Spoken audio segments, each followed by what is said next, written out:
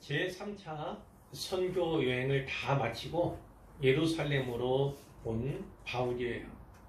선교 보고를 하고 야고보 선생을 비롯한 또 장로들과 함께 이제 자리를 함께 했죠. 그 선교 보고가 끝난 후에 야고보 선생이 조언을 합니다. 조언을 해요. 그리고 저 조언에 순종해서 1회 동안의 정결 의식에 참여하게 되죠. 결례기간 만기가 되었습니다. 1회가 꼭 찼다는 거예요. 그때 어떤 문제가 있었습니까? 아시아에서 온 유대인들이 성전에 있던 바울을 보게 된 것입니다. 그냥 있지 않았어요. 무리를 충동했습니다. 그리고 소리 질렀어요. 이스라엘 사람들아 도우라.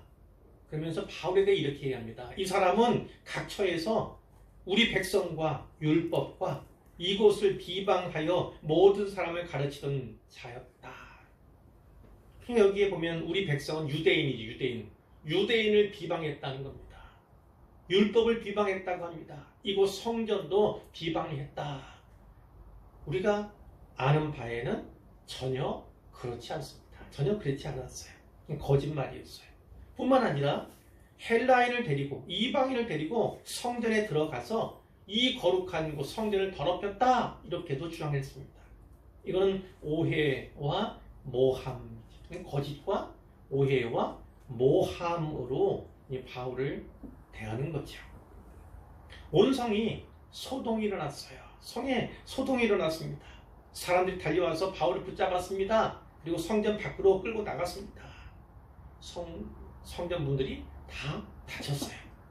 이 성전 문 밖에서 바울을 죽이려고 합니다. 그때 이 예루살렘을 담당하고 있던 천부장, 로마 군대의 천부장이죠. 이 천부장에게 보고가 올라왔어요. 예루살렘이 지금 소란이 나고 있습니다. 예루살렘이 지금 소동이 벌어지고 있습니다. 급하게 천부장이 군인들과 백부장들을 데리고 달려 내려왔습니다. 자, 천부장과 군인들 보니까 때리던 것, 죽이려고 하던 것을 멈출 수밖에 없었지요. 천부장이 명령합니다. 바울을 잡아서 쇠사슬로 결박하라 이렇게 명령을 하죠. 결박이 된 상태였어요. 그러면서 유대인들에게 묻습니다. 저 사람이 누구냐? 그가 무슨 일을 하였느냐? 이렇게 물었죠. 그런데 하도 사람들이 이런 말 저런 말 하니까 이 천부장이 잘 알아들을 수가 없었어요. 진상 파악이 어려웠습니다. 그래서 그를 어디로요? 안토니아 요새입니다.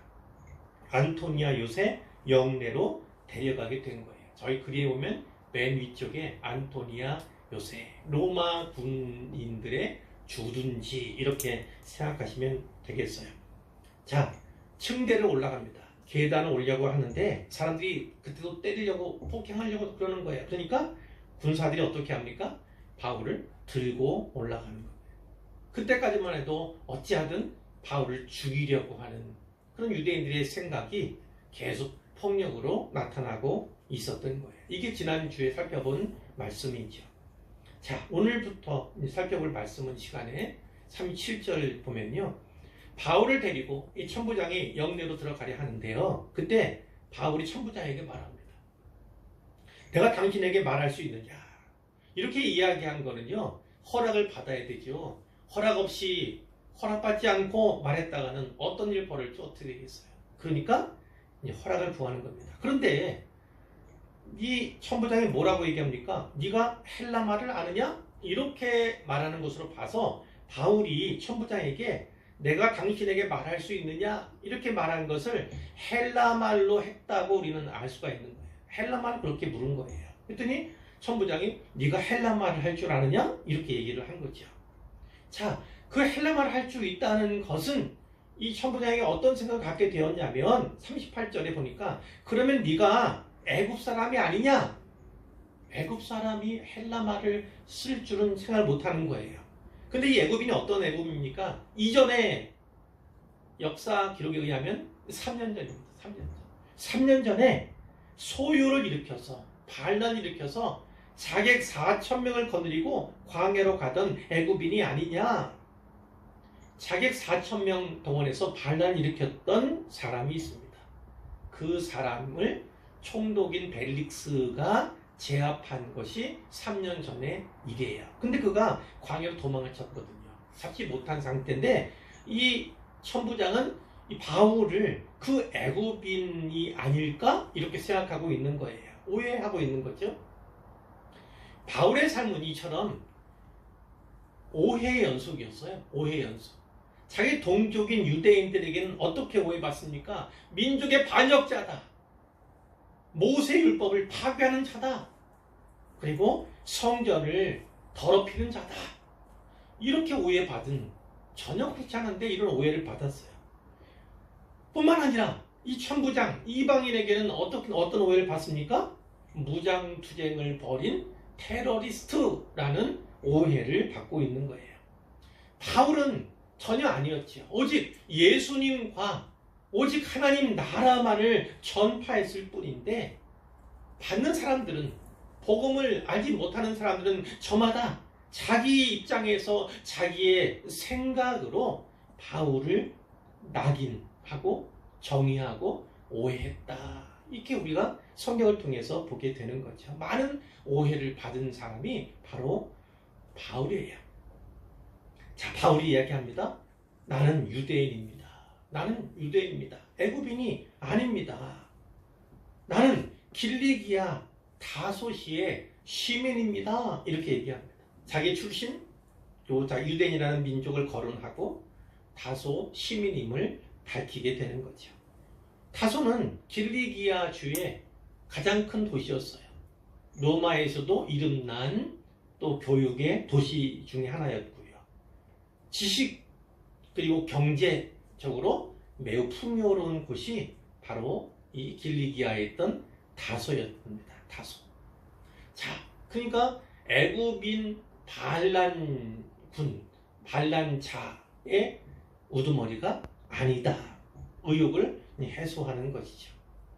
자, 그러면서 어떻게 합니까? 이제 오해를 좀 풀어가잖아요. 마음을 조금 열었다고 판단하잖아요, 천부장이. 그러니까 어떻게 합니까? 발언 기회를 요청하는 거예요. 기회를 이제 얻으려고 하는 거죠. 청컨대 백성에게 말하기를 허락하라. 유대인들에게 말하기를 허락해 주십시오. 이렇게 부탁을 한 겁니다. 천부장이 허락을 했어요. 그랬더니 바울이 계단 위에 서서 백성들에게 손짓을 하며 매우 조용히 한 후에, 오늘날로 하면 이렇게 했겠죠. 이렇게. 바울이 그렇게 하는지 모르지만 우리 식대로 하면 입에다가 손을 대고 이렇게 했겠죠. 그러면서 히브리 말로 말을 한 겁니다. 히브리 말. 여기 히브리 말이 이렇게 되어 있지만 실제로는 아람어일 가능성이 많습니다. 아람어는 모든 유대인들이 다 쓰는 언어였어요. 근데 히브리어 이렇게 이야기하면 다 알지는 못하던 언어이기도 했습니다. 그러니까 바울이 모든 사람이 다 들을 수 있게 아람어로 이야기를 했어요. 근데 보세요. 아까 천부장에게는 헬라어로 말했죠. 유대인들에게는 아람어로 이야기를 합니다. 그러니까 그때에 따라서, 필요에 따라서 이렇게 어찌하면 더 잘 전할 수 있을까? 어찌하면 또 선용할 수 있을까에 대해서 늘 준비가 된 사람이 바울이었음을 우리가 보게 되는 것이죠. 자, 22장으로 갑니다. 1절 말씀에 부형들아, 이 부형들, 아버지들, 뭐 형들 이런 뜻이에요. 그러니까 친근하게 다가서는 거죠. 내가 지금 여러분 앞에서 변명하는 말을 들으라. 바울이 히브리 말, 아람어를 쓰니까 그들이 조용해졌어요. 조용해졌어요. 이제 우리가 잘 아는 바울의 간증이 시작되는 거예요. 이 간증은요, 사도행전에만 3번 나와요. 처음에는 당연히 앞부분에 있었겠죠. 9장에 나왔어요. 그리고 여기에 이제 회중들 앞에서 바울이 간증하는 내용으로 2번째 나오고 있는 건데요. 바울의 간증은 몇 가지도 아닙니다.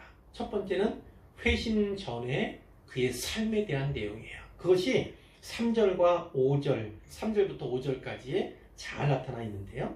이렇게 이야기합니다. 나는 유대인입니다. 길리기아 다소에서 났습니다. 내가 길리기아 주 다소 출생입니다. 그러나 이 성에서 자랐습니다. 이 성은 어디예요? 예루살렘에서 자랐다는 거예요. 말하자면 다소에서 예루살렘으로 어릴 때 유학을 온 겁니다. 유학. 자, 그러면서 가말리아 문화에서 가말리엘은요 아주 유명한 율법학자입니다. 두 파가 있었다고 그래요. 그 가운데 실레락파에서 가장 유명한 대표자가 바로 이 가말리엘이에요. 가말리엘.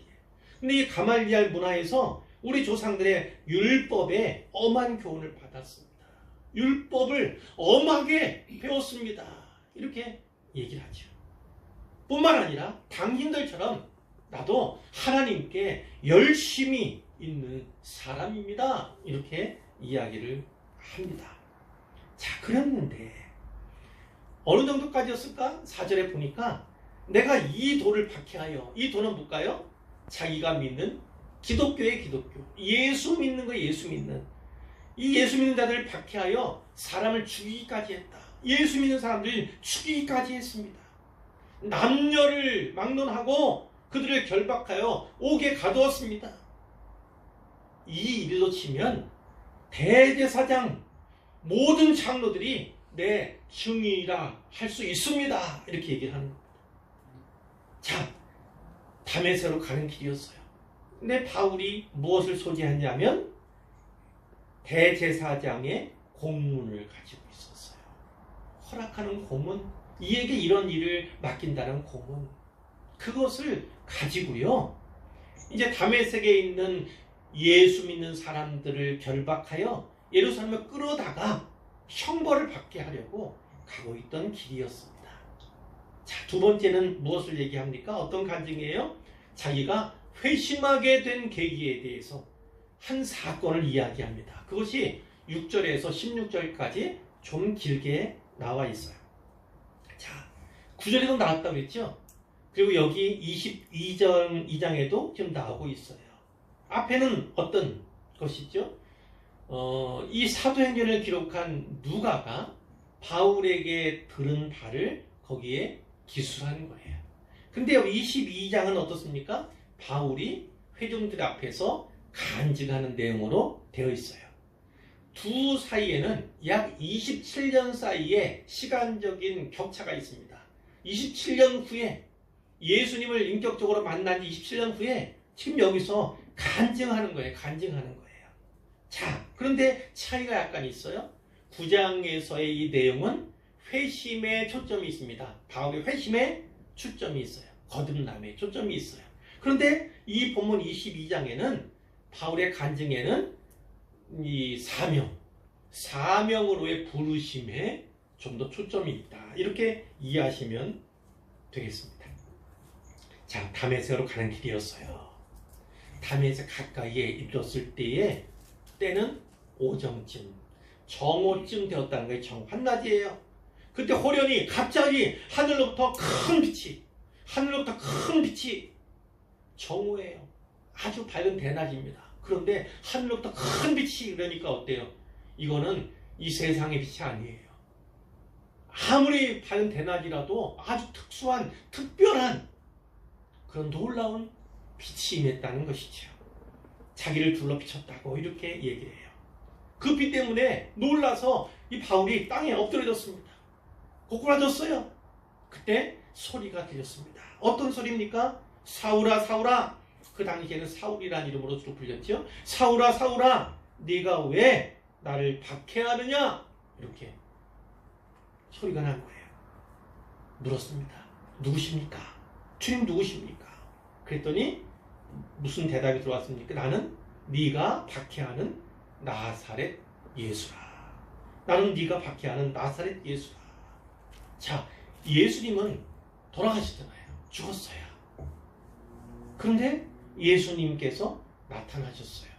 부활하신 예수님께서 바울에게 나타나시는 거예요. 여기 기록에 보면 함께 있는 사람들, 혼자 간 게 아니에요. 여러 사람과 같이 갔어요. 일행과. 그런데 다른 사람은 빛은 보았지만 말씀하시는 소리는 듣지 못했다. 이렇게 기록하는데 9장에서는 오히려 반대로 돼 있어요. 그들이 소리는 못 들었지만 빛은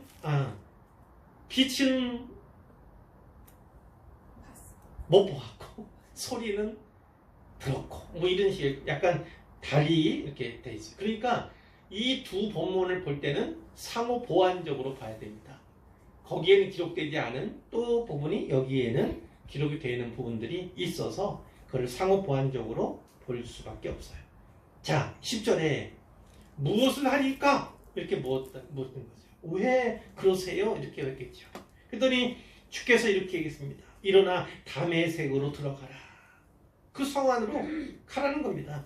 네가 해야 할 모든 것을 거기서 누가 일러줄 것이다. 누가 일러줄 것이다. 그런 것이죠. 그 광채 때문에, 빛 때문에요. 눈이 멀었습니다. 바울이 눈이 멀었어요. 그러니까 혼자 갈 수가 없어요. 일행이 그를 이끌고 손을 잡고 인도해 주어서 다메섹으로 들어가게 되었죠. 들어갈 수 있게 되었습니다. 자, 이것 말씀드렸죠. 사도행전에 3번이나 나중에 간증의 형태로. 그러나 바울의 모든 일대기, 모든 사역을 다 기록한 책이 아니에요. 성경이. 사도행전이 그렇습니다. 그러니까 사실은 3번만 기록된 것이 아니라 여러 번 이야기했을 수 있어요. 바울은 예수님에 대해서 증언해야 할 때 중요한 순간마다 바로 이 간증 이야기를 꺼내는 겁니다. 그만큼 뿐만 아니라 얼마큼 중요해요. 그뿐만 아니라 예수 믿는 자를 박해했던, 복음을 오히려 배척했던 그런 일조차 어떤 일에게는 아주 강력한 간증이 될 수 있음을 우리에게 분명하게 보여주지요. 자, 12절에 보니까 다메섹에 들어갔어요. 그런데 그 누가라고 하는 사람이 누구예요? 바로 아나니아라고 하는 사람인데 그 아나니아에 대해서 얘기합니다. 율법에 따라 경건한 사람으로. 자, 바울이 지금 강조하는 걸 좀 체크할 수 있어야 돼요. 처음에 할 때 어떻게 했어요? 나는 율법 얘기를 했잖아요. 가말리엘 문화에서 아주 율법을 쉽게 말하면 아주 맵게 배웠다 이 얘기예요. 율법을 아주 그냥 정확하게 아주 중하게 배웠다 이 얘기를 하고 있어요. 근데 12절에 보니까 아나니아에 따라 또 이래서 얘기하는데 뭐라고 합니까? 율법을 따라 경건한 사람. 이 사람도 율법을, 그러니까 자기도 율법, 아나니아도 율법. 이 사람들이 하도 유대인들이 율법 하니까 자기 변호하기 위해서 그렇게 얘기를 하는 거예요. 자, 거기에 사는, 다메섹에 사는 모든 유대인들에게 칭찬 듣는 사람이다. 이렇게 아나니아를 소개합니다. 그 아나니아가 자기 곁에 와서 이렇게 얘기했다는 겁니다. 형제 사울아, 다시 보라. 그 얘기와 함께 눈이 뜨였어요. 그렇죠?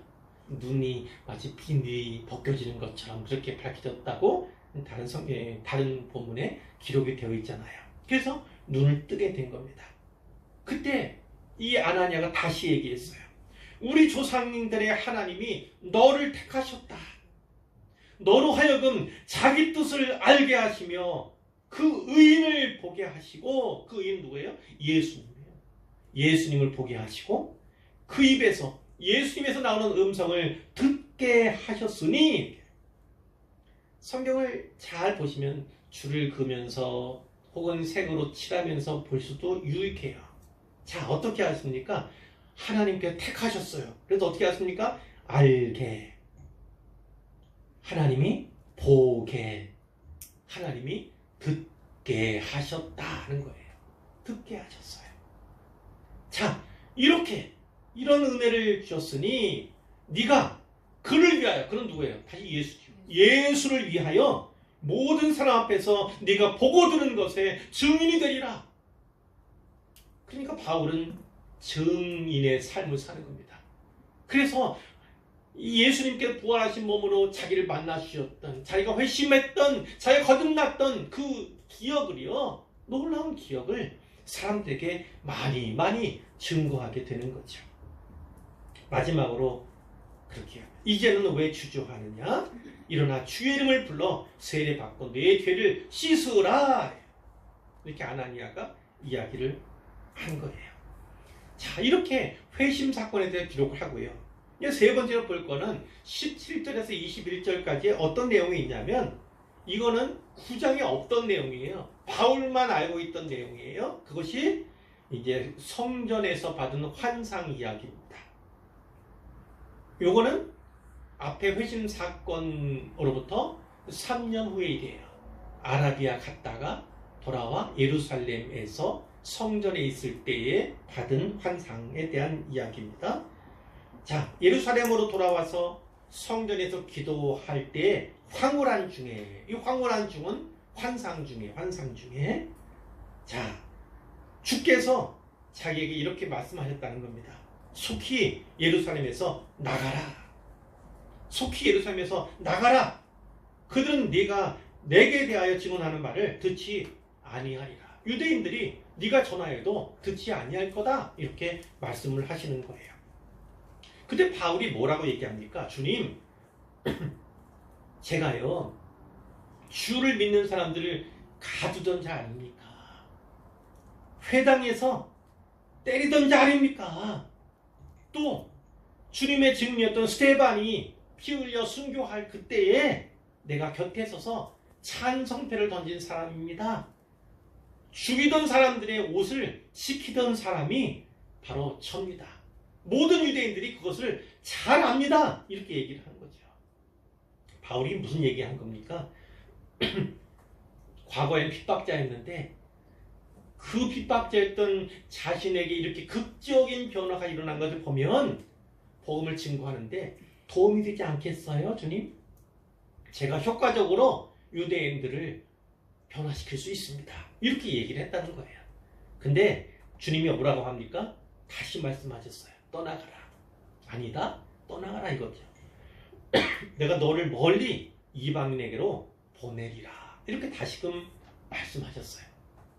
그렇기 때문에 자기가 이방인의 사도가 되어서 이 유대를 떠나 이방에서 사역을 진행해 왔다. 이렇게 얘기를 하는 거예요. 복음을 이방인들이 전해왔다. 이렇게 이야기를 한 거예요.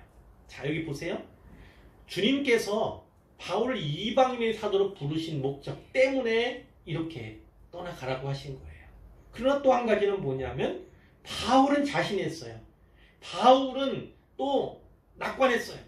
그런데 주님께서는요, 앞으로 일어날 상황들, 일들을 나보다 훨씬 더 잘 아시는 분이기 때문에 지금은 아니다. 지금은 아니다. 하는 거죠. 그러니까 우리는 인정해야 합니다. 주님께서 나보다 모든 상황에 더 밝으신 분이다. 더 잘 아신다. 또 내가 가진 뜻보다 생각보다 더 큰 뜻과 생각으로 이끄시는 분이 우리 주님이시다라는 것을 우리는 늘 기억하고 인정해야만 하죠. 자, 여기까지 이야기를 했을 때 어떤 일이 벌어졌습니까? 유대인들이 듣다가 소리 지르기 시작합니다. 이러한 놈은 없애야 된다. 죽여버려야 된다. 살려둬서는 안 된다. 이 얘기를 유대인들이 한 거죠. 소리 지르게 되는 거예요. 그러면서 어떻게 해요? 옷을 벗어 던지고 티끌을 공중에 날리고 이러는 것들. 분노하는 거지. 분노하는 거. 더 이상 못 듣겠다. 더 이상 못 듣겠다. 뭐 때문에 그랬어요?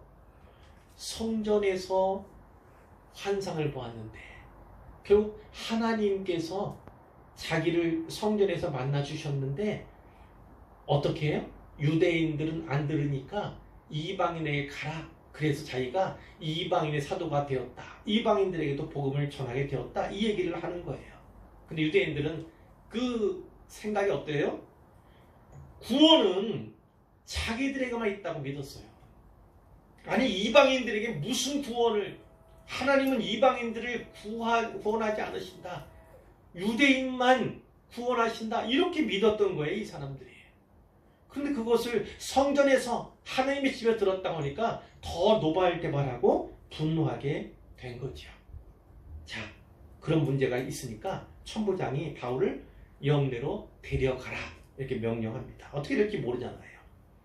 그리고 도대체 무슨 일인가 정확히 진상을 파악하기 위해서 바울에게 채찍질하고 신문하라 이렇게 명령을 하게 된 거예요. 그 채찍질하기 위해서 가죽줄로 바울을 꽁꽁 묶기 시작합니다. 그때 바울이 곁에 있던 백부장은 100명의 부하를 거느린 장교라고 했죠. 그 백부장에게 얘기합니다. 너희가 로마 시민을 죄도 정하지 않고 죄를 묻지도 않고 재판하지도 않고 어찌 채찍질을 할 수 있느냐? 이렇게 얘기를 했죠. 로마 시민에게는 엄청난 권세가 있었습니다. 이렇게 할 수 없어요. 묶을 수 없어요. 공정한 재판을 받아야만 합니다. 그렇지 않고 고문했다? 난리가 나는 거예요. 로마 시민에게는 절대 그럴 수 없습니다. 진짜 재판 결과에 따라서 그 죄가 정해졌을 때 그때는 가능하지만 그렇지 않고서는 지금 재판이 이루어지지 않았잖아요. 로마 시민에게는 결코 할 수 없는 일들을 그들이 하고 있는 거예요. 그러니까 백부장이 그 얘기를 듣고 깜짝 놀랐어요. 천부장에게 달려갔습니다. 저 사람이 로마 시민이라고 합니다. 이렇게 얘기를 했죠. 그리고 이 천부장도 깜짝 놀랐어요. 바울에게 다시 나왔어요. 당신이 로마 시민이 맞소? 내게 정확히 말해주시오. 이렇게 얘기했죠. 그러니까 바울이 그렇습니다. 얘기를 한 거예요. 천부장이 뭐라 합니까? 나도 로마 시민이에요. 이렇게 얘기를 한 거예요. 근데 나는 돈을 많이 들여서 시민권을 샀습니다. 이렇게 얘기를 했어요. 근데 바울은 어때요? 나는 나면서부터 로마 시민입니다. 이렇게 얘기를 한 거예요. 로마 시민권자 할지라도요. 이건 사실 급이 다르다고 해요. 돈 주고 뇌물로서 로마 시민권을 산 사람과 나면서부터 출생할 때부터 로마 시민으로 태어난 사람은 급이 다르다고 해요. 급이 다르잖아요. 자, 그럼 바울은 언제, 무엇 때문에 로마 시민권을 소유하게 되었을까? 아마도 학자들에 따라서는 조상 중에 누군가가 로마에 혁혁한 공을 세웠기 때문일 거다. 이렇게 추측을 합니다. 정확한은 몰라요. 어쨌든 로마 시민권이 있는 가정에서 태어나서 로마 시민권자로서 출생한 사람이 바로 바울이었다는 겁니다. 그러니까 어때요? 더 이상 신문하는 사람들이 두려움 때문에 물러가고요. 천부장도 내가 잘못했네. 로마 시민인 줄 알았으면 이렇게 안 했을 텐데 후회를 했죠. 그리고 혹시나 이 사람이 혹시 발부하거나 윗선에 보고하거나 그러지 않을까 두려워하게 되었다. 이것이 오늘 본문의 내용인 거예요. 자, 이 본문을 통해서 세 가지만 살펴보도록 하겠습니다. 첫 번째, 우리가 이 본문에서 도전받아야 하는 건 첫 번째로 이겁니다. 나는 예수님을 인격적으로 만난, 경험한 간증이 있는가? 이것을 우리에게 도전하는 거죠. 도전하는 거예요. 예수님을 인격적으로 만난 간증이 있는가? 물론 바울의 간증은요, 아주 드라마틱하죠. 그렇죠? 드라마틱한. 거기에다가 플러스 환상까지. 그러니까 오늘 우리가 경험하는 만남과는 좀 질적으로 차이가 있는 것은 분명해요. 그러나 분명한 건 무엇이냐면 이 간증이라는 것은 비포와 애프터 이렇게 얘기하잖아요.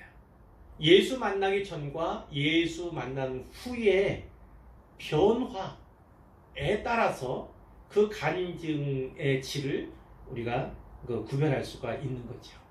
바울 얘기했잖아요. 내가 전에는 이러한 사람이었는데 그런데 이때 예수님을 만나서 이렇게 변화가 되었습니다. 핍박하던 자 아닙니까?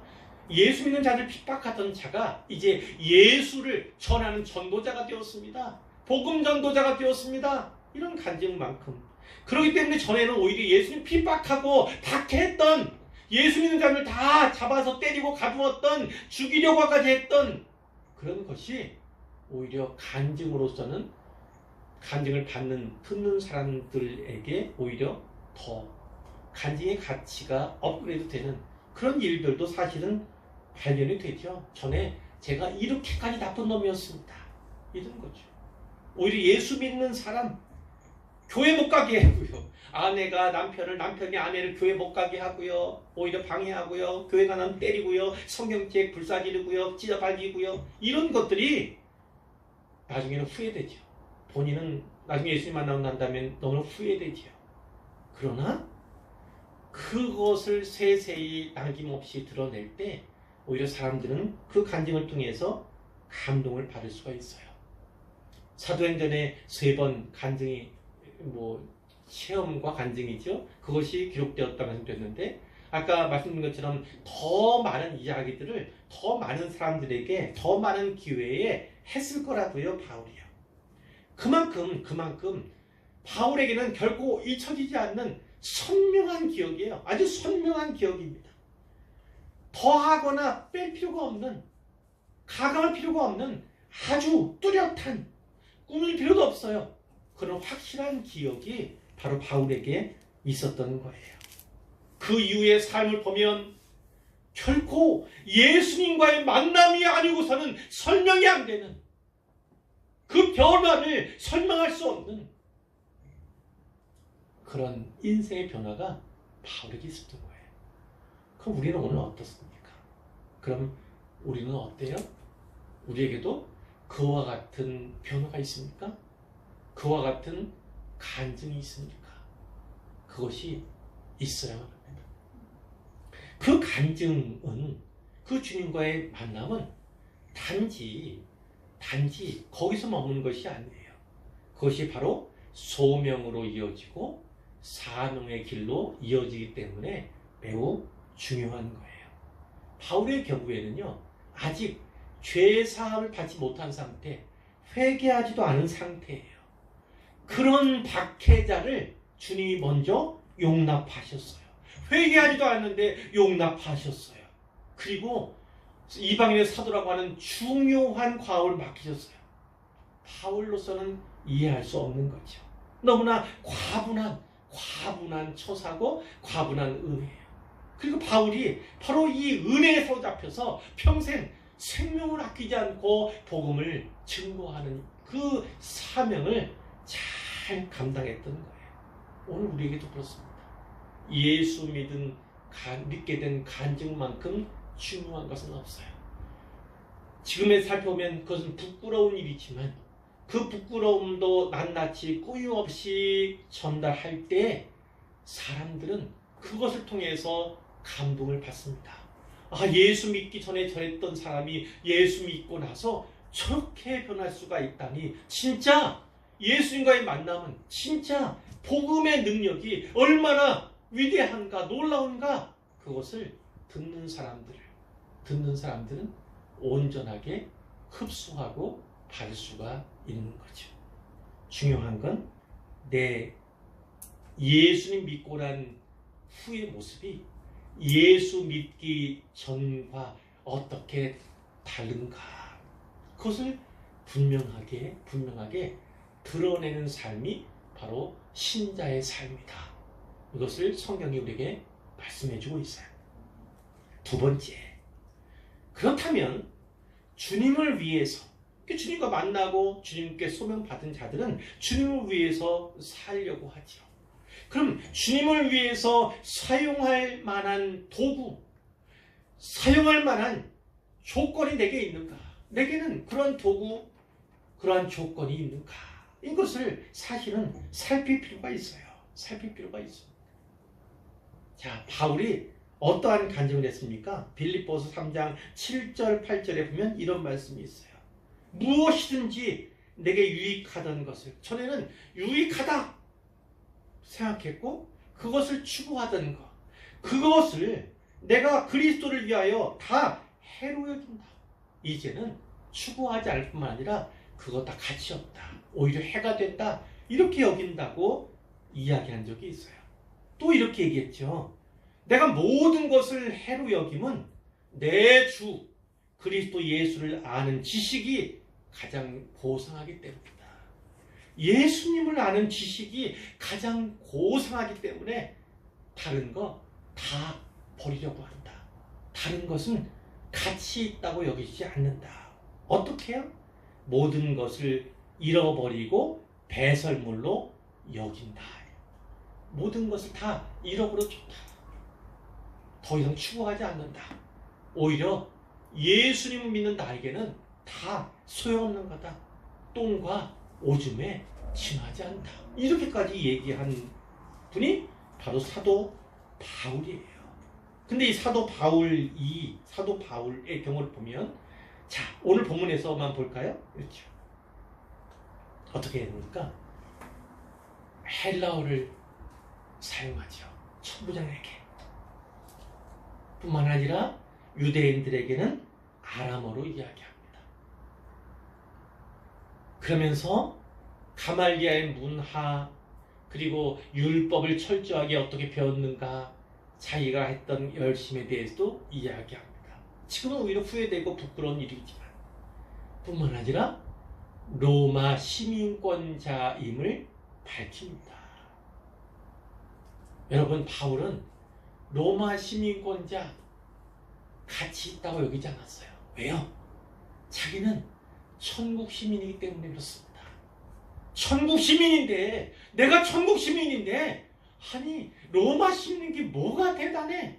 이렇게 여겼던 분이 바로 바울이에요. 근데 여기서는 로마 시민권자임을 밝히지 않습니다. 바로 그거예요.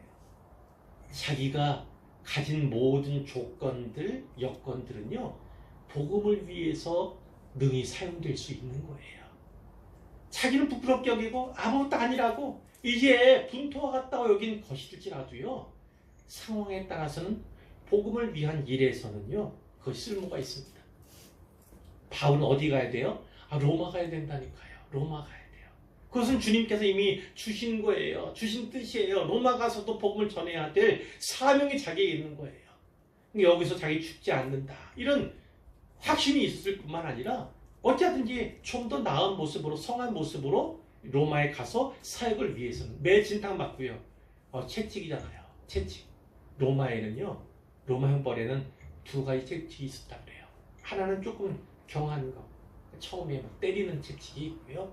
두 번째는 예수님이 맞으신 채찍이에요.